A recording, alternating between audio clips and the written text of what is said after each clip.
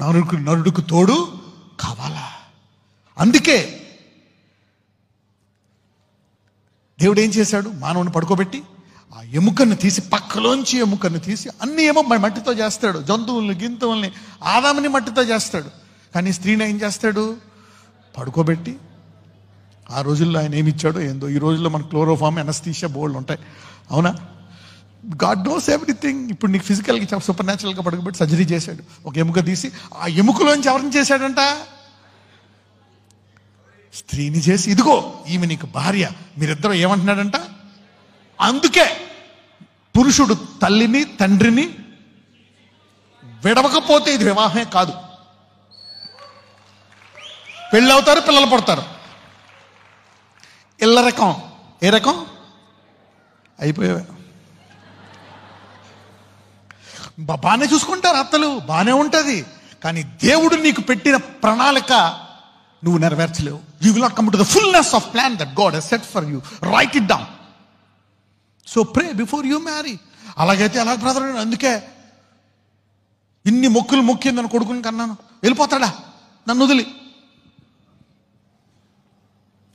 అదే నువ్వు దేవుణ్ణి ఎరిగిన దానివైతే, నువ్వు విడిచిపెడితే నీ కొడుకు నూరంతలు ఫలిస్తాడు, నీకు ఇంకా ఆనందం కలుగుతుంది, దీర్ఘాయువుతో మనవలు చూసుకుంటావు నువ్వు. హల్లెలూయా. లేదు అని అలాగే పట్టుకుంటే జలసి వచ్చి అత్తకే నీకు గొడవలు అయ్యి, ఇక నెమ్మదిగా షుగరు, బీపీ, థైరాయిడ్, టీబీ, నువ్వు హాస్పిటల్ చుట్టూ, అటు మీ అబ్బాయి హాస్పిటల్ చుట్టూ, నీ కోడల హాస్పిటల్ చుట్టూ, పాలై డబ్బులు వస్తాం, అన్నీ బాగానే ఉంటాయి, రోడ్డు ఎక్కుతారు. చూడడానికి బయట ఎలా ఉన్నారంటే బాగున్నాం, లోపల డబుల్ పుల్స్ అవుతూ ఉంటుంది.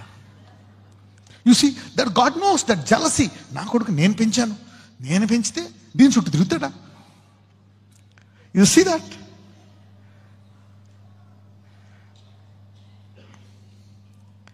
How?